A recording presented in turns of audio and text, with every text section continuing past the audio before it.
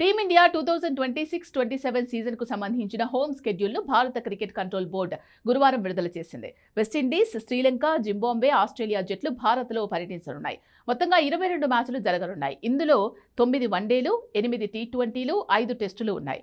సెప్టెంబర్లో వెస్టిండీస్తో పర్యటనతో భారత home season ప్రారంభం కానుంది. వెస్టిండీస్తో భారత్ 3 వన్డేలు, 5 టీ20లు ఆడనుంది. వన్డేలకు త్రివేంద్రం, గౌహతి, న్యూ చండీగఢ్లు, టీ20లకు లక్నో, రాంచీ, ఇండోర్, హైదరాబాద్లు ఆతిథ్యం ఇవ్వనున్నాయి. ఈ హోమ్ సీజన్లో హైదరాబాద్ వేదికగా 2 మ్యాచ్లు జరగనున్నాయి. సుదీర్ఘ విరామం తర్వాత హైదరాబాద్లోని ఉప్పల్ స్టేడియం ఒక వన్డే, టీ20లకు ఆతిథ్యం ఇవ్వనుంది. డిసెంబర్లో 3 వన్డేలు, 3 టీ20ల కోసం శ్రీలంక భారత పర్యటనకు రానుంది.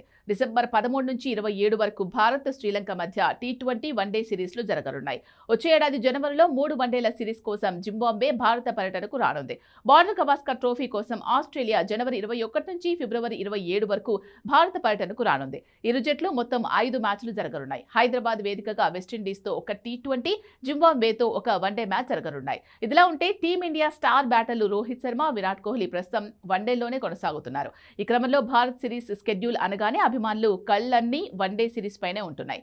అయితే ఈ సిరీస్లో ఆయా జట్లతో 9 వన్డేలు ఉన్నాయి. ఈ 9 మ్యాచ్ల్లో కో యాక్షన్ చూసే అవకాశం ఉంటుంది. ఇక మరో 2 రోజుల్లో ఐపీఎల్ ప్రారంభం కానుంది. దాదాపు 2 నెలలు ఈ టోర్నీ సాగనుంది. దీంతో నేరుగా జూన్లో టీమిండియా ఇంటర్నేషనల్ క్రికెట్లో మళ్లీ బరిలోకి దిగుతోంది. జూన్ నెలలో భారత పర్యటనకు ఆఫ్ఘనిస్తాన్ రానుంది.